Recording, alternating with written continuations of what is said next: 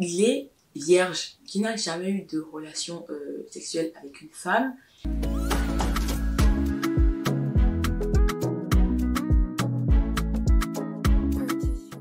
Salut tout le monde, c'est toujours Marina, j'espère que vous allez bien, en tout cas moi ça va. Je sais que j'ai un peu déserté après ma dernière vidéo, genre j'ai balancé ma petite bombe là et puis après je suis genre partie en retraite, voilà. Mais je pense qu'après ça, j'avais besoin d'un peu de temps pour, je sais pas, me rendre compte un peu de ce que j'avais fait. J'ai reçu beaucoup de messages, beaucoup de soutien et je voulais vous remercier d'avoir pris en compte mon témoignage, d'avoir compris, de m'avoir soutenu, de m'avoir remercié pour certains, d'avoir partagé aussi vos histoires personnelles, ça m'a beaucoup touchée. Et voilà, je voulais vous dire un très grand merci et venir avec une petite histoire un peu plus drôle quand même parce que la dernière était pas voilà genre ok, mais du coup on va revenir un peu avec une histoire un peu plus drôle, en fait avec deux story time. Franchement je vous ai gâté avec deux petites story time et tout parce que nous sommes à l'orée de mes 1 an de célibat. Le mois prochain ça fera 1 an que je suis officiellement célibataire et du coup genre je voulais un peu vous parler de ces derniers temps où pendant quelques mois, c'est très beaucoup, enfin c'est très beaucoup ça veut rien dire, mais en gros c'est un peu, j'exagère, je suis marseillaise, mais pendant quelques semaines j'ai été sur des sites de rencontres et je me suis rendu compte qu'en vrai c'est pas fait pour moi je pense, parce qu'il m'arrivait que des trucs cocasses sur ces sites de rencontres. Donc je suis venue vous raconter 2 de ces histoires qui se sont passées. Déjà il faut sachez que pitié, ayez la ref. Pitié, s'il vous plaît, ayez la ref. Mais il faut savoir que ceux qui me suivent depuis longtemps le savent, mais j'ai commencé avec des sites de rencontres très tôt, genre dès mes, je pense, 16 ans. Par là, j'étais inscrite sur des sites de rencontres. Ah, il y a un mariage. Ouais, il y a un mariage. Donc peut-être que vous entendrez un peu des klaxons et tout, même si c'est assez bien isolé chez moi, mais bon. Donc j'ai commencé avec des sites de rencontres quand j'avais 16 ans. C'est là où j'ai rencontré le fameux Patrick et beaucoup de mes ex-compagnons et tout. Donc c'est vrai que genre, en gros on va dire que de mes 16 ans à mes 20 ans, j'étais quand même pas mal sur des rencontres et tout, notamment sur Lovoo. Et après j'avais arrêté parce que je me suis rendu compte que finalement, genre ça me réussissait pas à l'époque. Et au final, les autres copains que j'avais eu, c'était sur les réseaux sociaux ou pendant les anniversaires. Vraiment moi, beaucoup de mecs que je rencontre pendant les anniversaires, donc invitez-moi pour vos anniversaires. Et du coup voilà, donc ça fait que j'avais arrêté. Sauf qu'il se trouve qu'il y a quelques mois, je m'étais inscrite sur Bumble, mais dans l'application, dans la partie pardon amicale. C'est-à-dire que à l'époque, je voulais rencontrer de nouveaux amis pour rencontrer des gens et tout, enfin notamment des filles que j'ai rencontrées. D'ailleurs, j'ai rencontré deux trois filles très sympas là-dessus et tout machin. Et un jour comme ça, il y a je crois 2 mois, je me suis dit bon bah pourquoi pas voir un peu ce qui se passe du côté date, parce qu'il y a un côté, en gros il y a un côté professionnel, un côté amical et un côté date sur Bumble. Et donc du coup je me suis mise sur le côté date pour voir un peu ce qu'il y avait, tu vois. Et j'ai commencé à matcher avec 2-3 personnes et tout sur le site et tout. Et à un moment donné, première histoire, donc je match avec un premier gars et tout, et on commence à se parler. Et ce garçon-là, on va l'appeler Phil, voilà, parce que son prénom, en fait ça ressemble pas, mais en fait c'est juste que c'est un prénom très court. Comme ma mère m'a dit, en fait quand je lui ai dit comment il s'appelait, elle m'a dit mais il manque des lettres à son prénom. Et en fait non, il s'appelle juste, enfin il s'appelait comme ça en fait, donc oh c'est Phil son prénom. Donc je rencontre Phil, et Phil est un homme de 30 ans qui travaille donc dans l'événementiel, il est d'origine congolaise. Et au début, on commence à bien se parler. Franchement, on discute bien, on parle bien. Très vite, je capte que Phil, c'est un garçon qui n'a pas confiance en lui, qui vit encore chez ses parents. Déjà, il a quand même pas mal de critères que j'aimais pas trop. C'est-à-dire qu'il vit encore chez ses parents, il n'a pas encore son permis.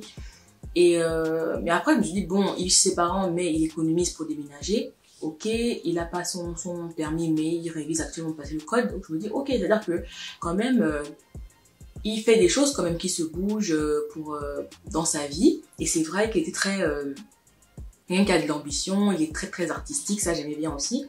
Il avait un côté très artistique, un côté très littéraire que j'aimais beaucoup et tout. Donc vraiment, on commence à bien se parler. Très vite, on se rajoute sur les réseaux sociaux, sur Instagram notamment, où on discute de temps à autre, on échange nos numéros de téléphone et tout ça. Mais très vite, je comprends que Phil, c'est un garçon qui n'a pas eu beaucoup d'expérience avec les femmes. Il n'a pas eu beaucoup de relations. Il en a eu une principalement qui s'est très mal terminée parce que la fille l'a trompé. Et là, il m'a dit que la fille avait été infidèle avec lui et tout machin. Donc, moi, je comprends, on discute, on échange et tout ça. Phil est un garçon qui est malade. Il a la drépanocytose. La drépanocytose, c'est une maladie du sang, en gros, et où ton sang circule très mal. Donc, tu as souvent des crises qui t'amènent à avoir mal au corps, mal aux os et tout ça. Enfin, c'est une maladie qui est quand même assez lourde à porter. Mais moi, je n'étais pas repoussée par ça, étant donné que j'ai déjà eu des compagnons qui avaient la drépanocytose, en fait. Donc, j'étais habituée, on va dire, à ça. Et donc, du coup, j'échange bien avec Phil et tout. Donc, il me fait comprendre que sa maladie l'a empêché de faire beaucoup de choses dans sa vie. C'est vrai qu'il a jamais beaucoup voyagé parce qu'il était fréquemment hospitalisé, qu'il n'a pas eu beaucoup de relations avec les filles parce que il avait peur de pas mal de choses et tout machin. Donc, on commence un peu à discuter. On s'était jamais vu. À ce moment-là où je lui dis, on s'est pas encore vu. Donc, on devait se voir quelques jours après. Il m'avait proposé d'aller boire un verre et garder ça en tête. Il m'avait proposé d'aller boire un verre avec lui et tout.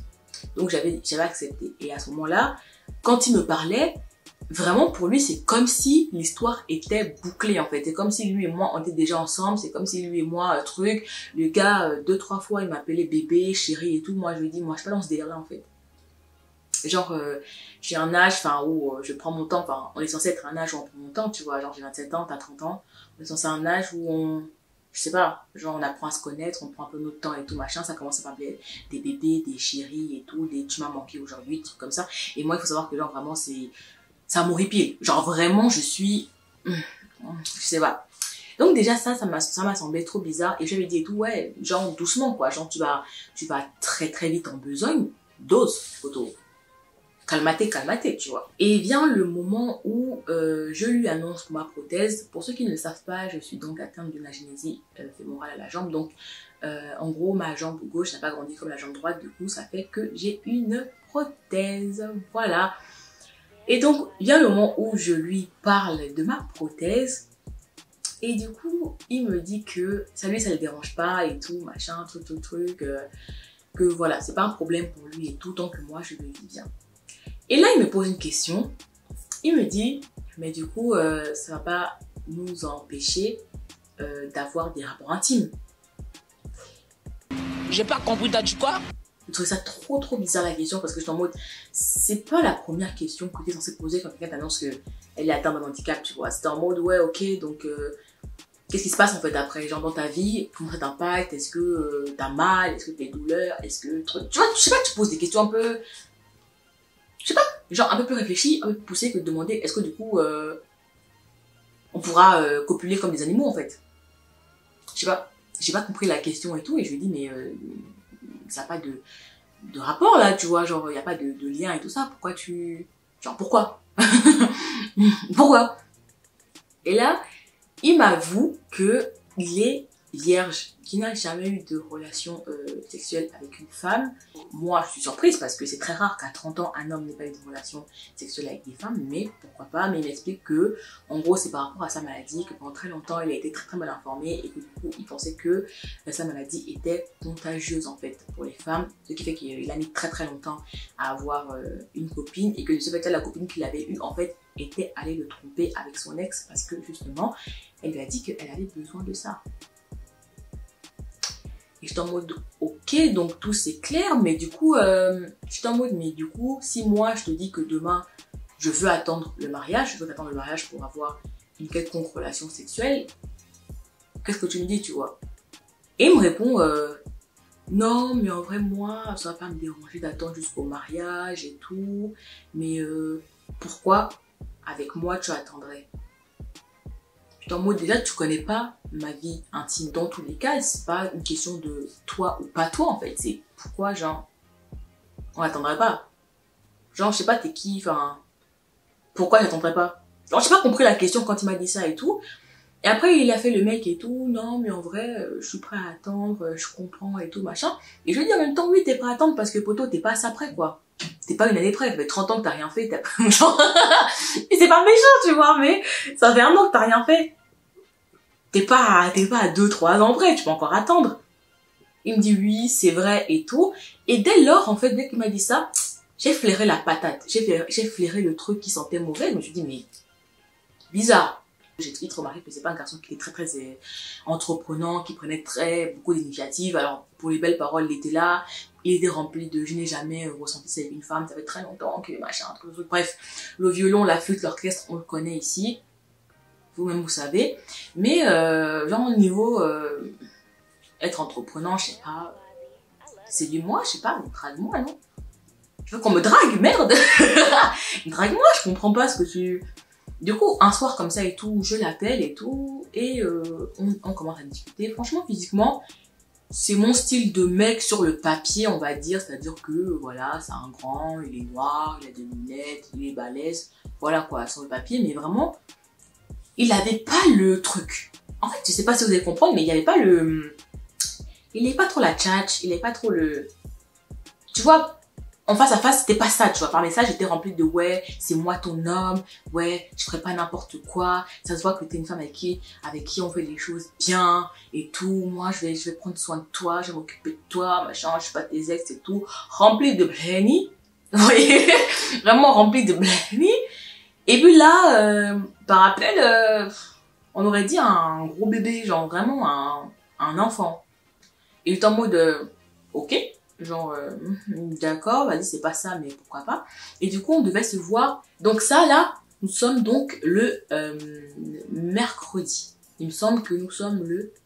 Attends, non, nous sommes donc le jeudi. À ce moment-là, quand on s'appelle le soir et tout. Et je lui dis, mais du coup, vu que samedi on se voit, on fera quoi? Et il me dit, mais je sais pas, tu veux faire quoi, toi? Et je lui réponds, mais c'est toi qui m'as proposé à la base d'aller boire un verre dans un lieu que t'aimes bien. Il me dit, ah oui, c'est vrai, j'avais oublié et tout, machin. Je lui dis, mais tu parles à combien de femmes pour pouvoir... Il me dit non et tout, n'importe quoi. Et là, il me dit et tout, non, mais... ah oui, c'est vrai, je m'en rappelais plus, mais non, mais je parle avec aucune femme, t'inquiète, y a que toi et tout, machin. Je suis en mode, ok, déjà. Mais il y a un truc que je chantais pas. Il y a un truc vraiment, je chantais la patate et tout, machin. Nous sommes donc le jeudi soir. Et le lendemain matin, vendredi, je vais au travail. Et c'est là que moi, Marina, Joëlla, c'est la partie que je préfère. Parce que vraiment, sachant qu'en plus de ça, bon, ceux qui sont pas croyants pour vous, c'est rien, mais moi je suis croyante. Donc sachant qu'en plus de ça, le jeudi soir en me couchant et tout, en raccrochant, j'ai prié, je dis au Seigneur, Seigneur, si vraiment c'est pas l'homme de ma vie, si vraiment cet homme-là, il est pas fait pour moi, c'est vraiment la prière qui tue, quoi. C'est vraiment la prière. Il faut avoir les reins solides. Donc je dis au Seigneur et tout, Seigneur, si c'est pas l'homme de ma vie, si c'est pas fait pour moi et tout, dis-moi, montre-moi un signe, en fait, ne me laisse pas m'engager là-dedans si, pour toi, machin. Et alors que déjà je fais cette prière-là, c'est que généralement, c'est pas ça, tu vois. Et généralement, c'est pas ça du tout. Enfin, je sentais qu'il y avait un truc qui clochait et tout, mais bon. Même la psy et tout m'avait dit, mais Marina, est-ce que vraiment tout ce qu'il dit, ça colle sur le papier et tout? Et c'est vrai que moi, ce qu'il me disait, ça collait sur le papier, mais le côté, ouais, très entreprenant, très, j'ai jamais eu de rapport sexuel avant, très, pourquoi j'attendrai le mariage, très tout ça, ça m'a quand même un peu interpellée, tu vois, très manque de confiance en lui, très, je suis pas, très, je me rabaisse beaucoup, je suis pas, non mais tu crois que je suis un top modèle ou quoi, non mais moi j'ai pas beaucoup de meufs, ouais les meufs elles me regardent pas, tu sais, le mec très, aime-moi s'il te plaît, tu vois, j'aime pas trop moi, c'est pas mon délire et tout, mais bon et tout. Le vendredi, je vais au travail, j'ai fait ma journée de travail normalement et tout, et normalement, il me semble que ce jour-là, j'étais en peut-être veille matin, un truc comme ça. En tout cas, j'ai terminé très tôt le boulot, j'ai terminé genre vers 15h, 16h. Mais il se trouve qu'il y avait un collègue qui arrivait et ça faisait très longtemps que je n'avais pas vu ce collègue-là et que du coup, on s'entend très bien. Et donc, j'ai passé vraiment l'après-midi à discuter avec lui. Donc, au lieu d'entrer chez moi après le travail, je suis restée au travail avec ce collègue-là. On a discuté et après on est parti manger ensemble. Ça fait que genre, au lieu de quitter à 16h, et bah j'ai quitté le boulot à 22h. Et tout ça sans avoir de nouvelles de Phil. Genre, toute la journée, je n'ai eu aucune nouvelle de Phil en fait, alors qu'on devait se voir le lendemain. Et donc je lui envoie un message et je lui dis, et j'envoie un point d'interrogation. 2 heures après, il me répond, désolé, j'ai été à l'hôpital. En fait, depuis mercredi, il était en crise de drépanocytose, donc il avait très mal. Et il m'a dit ça le jeudi et tout, qu'il avait extrêmement mal et tout. Et là, le vendredi soir, il me dit désolé, après notre appel et tout, j'ai eu très mal, je ne supportais pas la douleur, donc je suis partie à l'hôpital. Et j'ai dit, ok, enfin moi je comprends que tu sois allé à l'hôpital et tout, je comprends et tout truc, mais juste, t'aurais pu juste m'envoyer un message et me prévenir. Enfin, après, moi, ça fonctionne en fait. Envoyer un message dans la journée juste pour dire, ah, désolé, je suis à l'hôpital, on se reparle après, ça prend 2 secondes. Enfin, je sais pas. Et en gros, est-ce que si je t'avais pas écrit, tu m'aurais écrit pour me prévenir? Enfin, en gros, moi, j'ai pas apprécié la manière de faire et je lui ai fait comprendre, je lui ai dit clairement que moi, c'est pas façon de fonctionner en fait. Je peux comprendre que tu sois très très pris par l'hôpital, que forcément t'es pas le temps et tout machin, mais ça coûte rien. Et là, il me dit que, ah, mais moi, je suis comme ça, je n'aime pas dire aux gens que je suis à l'hôpital, montrer mes faiblesses, c'est comme ça que je fonctionne et tout machin. Et donc, je lui dis, en gros, là, ce qu'on est en train de me dire, c'est que c'est à prendre ou à laisser, c'est ça? Tu es en train de me dire que toi, j'accepte, toi, j'accepte pas. Il me dit, bah, sur ça, oui. Moi, je suis comme ça, je fonctionne comme ça. Et en gros, moi, je lui ai dit clairement que moi, je ne fonctionne pas comme ça et que ce fait-là, donc, on ne se correspondait pas. Que c'est pas la manière de faire et tout. Et là, monsieur, aime-moi s'il te plaît, il me dit carrément, je sais pas, il s'est senti pousser des ailes, je sais pas, il me répond, ouais, de toutes les manières, je me suis rendu compte que, en fait, en vrai, j'étais pas prêt à me remettre en couple. Ça fait genre, littéralement, genre, une semaine et demie qu'on se parlait non-stop et tout machin. Et c'est comme moi, je te dis que, ouais, la façon de faire ne me correspond pas, que là, tu viens me raconter que, finalement, t'es pas prêt à te mettre en couple. Même si on a dit être semelard, même si on a dit être un gros semelard, genre, il n'y a pas à être un gros semelard comme ça, en fait, parce que c'est vraiment une vibe, mon frère, une vibasse de semelard de ouf. Et j'étais en mode, ah ouais, j'ai répondu, MDR, d'accord. Et là, il me répond, par contre, MDR, t'évites, on discute entre adultes, là. Et là, je lui réponds, entre adultes, ah, j'étais pas au courant que j'avais affaire à un adulte en face de moi, en fait. Quelqu'un qui donne pas de nouvelles de sa journée, sous prétexte que je suis comme ça et je fonctionne comme ça. C'est un move d'enfant pour moi, c'est pas un move d'adulte. Mais je lui dis, bah écoute, l'adulte. J'ai vraiment dit en plus, bon écoute, l'adulte, genre, t'inquiète pas, ça s'arrête là en fait. Ces discussions s'arrêtent là, maintenant, genre. Et après ça, je l'ai bloqué de partout. J'ai bloqué sur Instagram, j'ai bloqué son numéro, j'ai bloqué sur Bumble et tout, parce que je me suis dit, mais c'est quoi ce move de gros loser? Désolé, je filme avec la luminosité du ciel, donc il se peut qu'il y ait des changements de lumière. Donc je me suis dit, c'est quoi ce gros move de loser? Parce que vraiment, il faut être un gros loser pour réagir comme ça, tu vois. Regarde comment Dieu fait ces choses. Elle explique que pas sur le trajet de mon retour à la maison et tout, et donc là, je prends mon bus et tout, je m'embrouille avec lui, je le bloque, machin.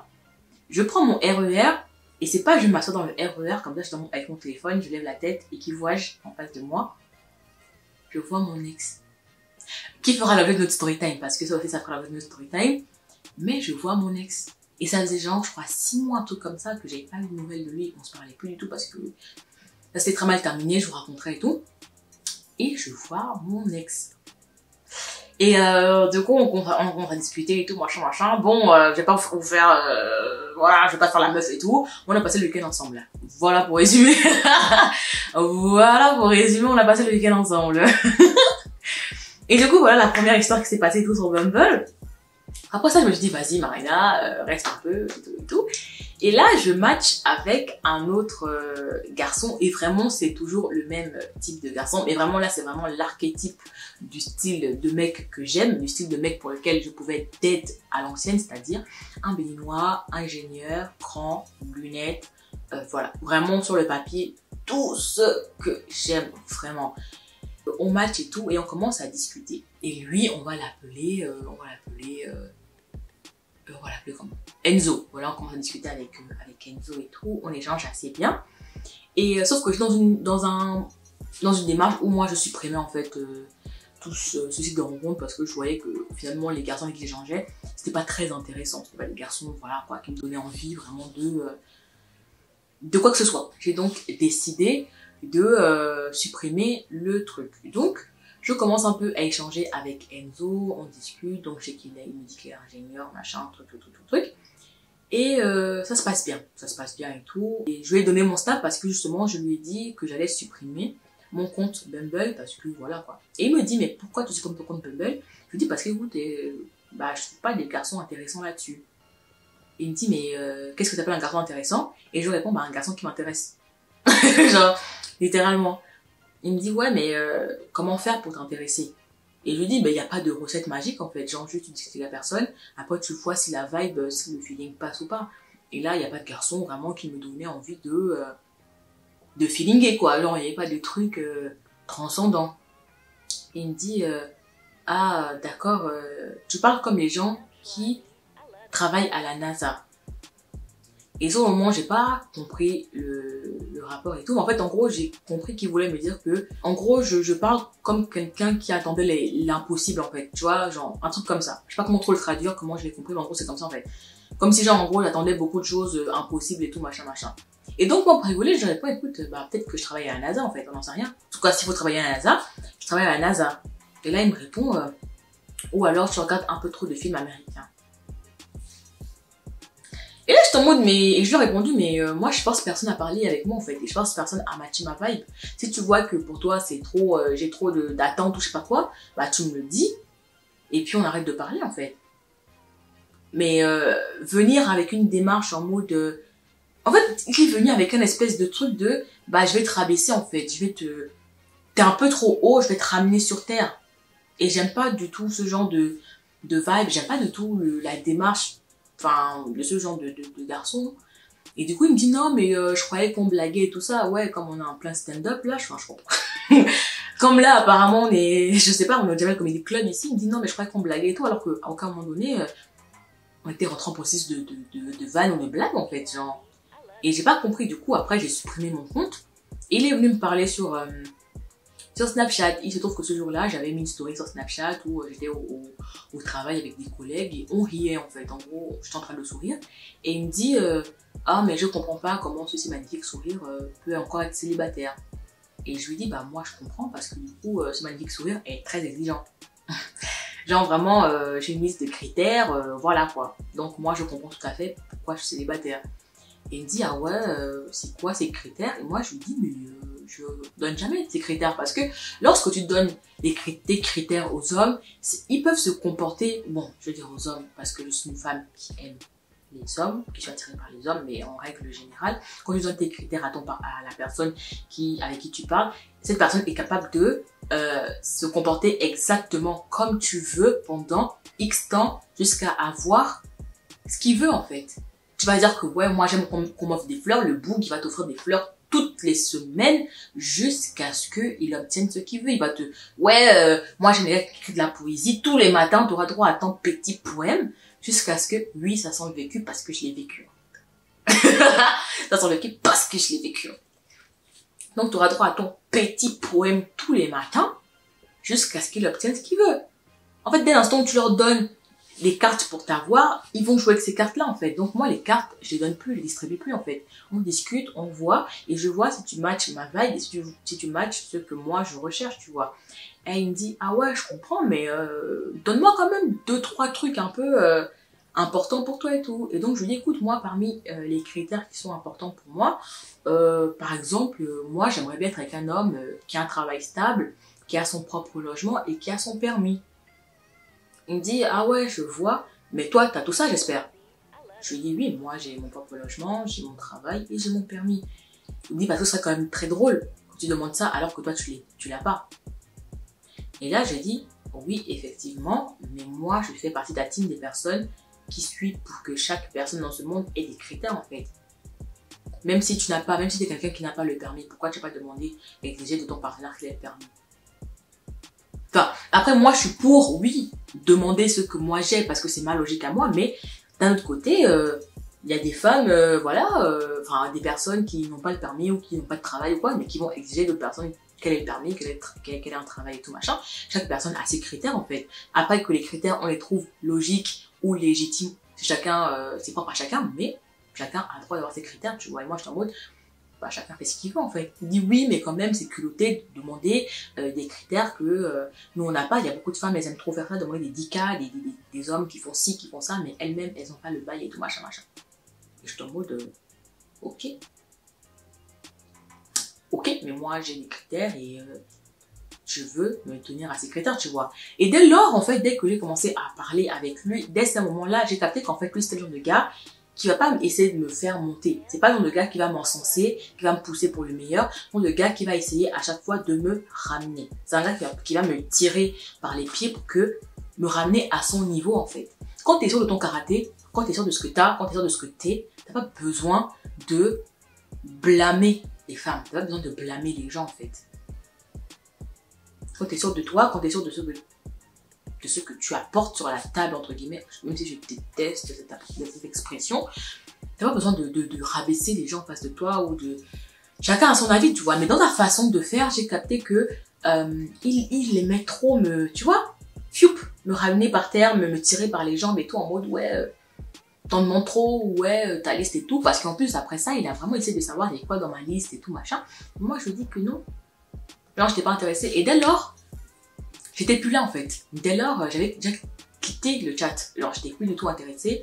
Et quand une femme n'est plus du tout intéressée par toi, tu le sens. Et tu le sens assez rapidement. Quand tu n'as pas de et toi, quand la personne ne vient pas te parler, elle ne maintient pas la conversation, en fait, et qu'elle laisse juste, vraiment dans ton goût, j'avais la flemme de dire, ouais, bah si, en fait, je me rends compte que je suis pas intéressée, machin. Je lui dis, ouais, bah, en calculant pas, il est bien voir que le truc s'est filoché, en fait, qu'il n'y avait pas la flamme et que j'étais pas là. Donc, juste laisser couler le truc, en fait. Et bah non. Et bah non. Il a pas laissé couler le truc. Du tout. Même. Il a archi pas laissé couler le truc. À un moment donné, on discutait un jour et il m'a raconté que il me dit et tout, ouais, Marina, dis-moi qui tu es. Et je lui dis, mais dis-moi qui tu es. C'est-à-dire, il me dit, bah je sais pas, dis-moi qui tu es. Je lui dis, bah, écoute, je m'appelle Marina, je suis journaliste, j'ai 27 ans, je vis dans l'Île-de-France. Il me dit, mais oui, mais ça, tout ça, je le sais en fait. Mais quelles sont tes qualités, tes défauts, comment te décrirais-tu et tout. Et là, je lui dis, mais en fait, ça, c'est pas à moi de te le dire en fait. C'est pas à moi de te dire, genre, je m'appelle Marina, alors je suis une personne, voilà, têtue, je suis une personne généreuse, genre, on n'est pas en plein entretien en fait. Donnez-moi vos 3 qualités. On n'est pas en entretien d'embauche là. Qu'est-ce que tu me parles? Qu'est-ce que tu me dis? et en gros et tout, je lui dis, mais ma manière dont je suis, qui je suis, c'est à toi de le découvrir, c'est à toi d'apprendre à me connaître, parce que la façon dont moi je vais me percevoir ne sera pas la même façon que un collègue va me percevoir, que ma meilleure amie me percevra, que toi tu me percevras en fait. La perception, c'est en fonction des gens, en fonction du prisme de chacun.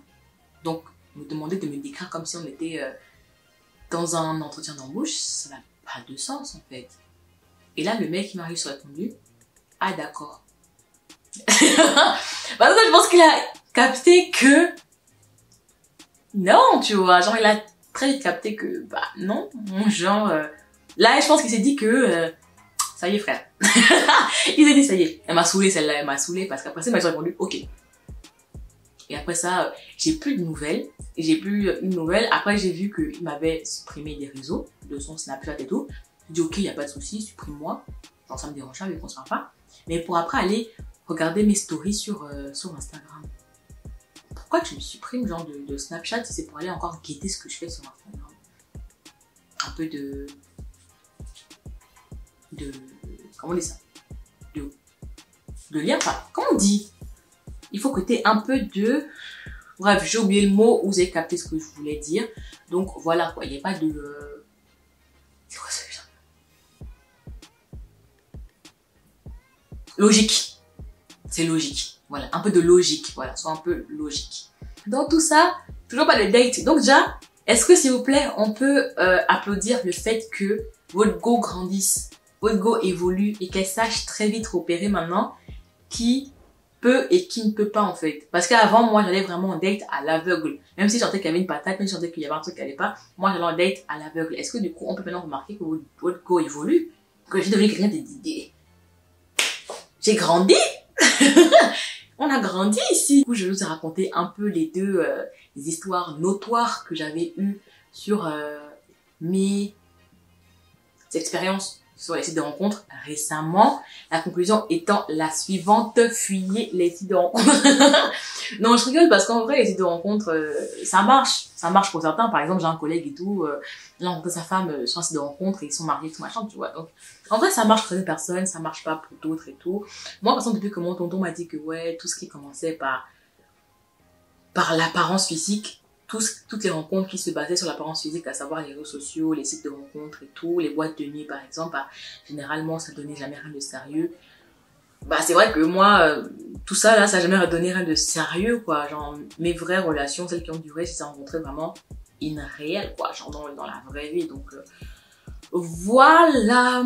Est-ce que vous voulez que je vous fasse une autre vidéo avec toutes les rencontres, enfin dans le même genre mais qui restent les expériences récentes que j'ai vues mais sur les réseaux sociaux, notamment sur Instagram, parce que sur Instagram aussi vraiment, et Snapchat, et après j'ai vraiment eu des cas, j'ai tellement eu des cas aussi où je me suis dit mais qu'est pas ça, vraiment qu'est pas ça. Donc dites-moi dans les commentaires si ça vous intéresse. On se retrouve, je l'espère, la semaine prochaine. Si j'espère parce que maintenant la vie d'adulte, le travail, tout ça c'est un peu compliqué, mais on se retrouve, je l'espère, la semaine prochaine pour une nouvelle vidéo. Portez-vous bien, je vous fais des très gros bisous.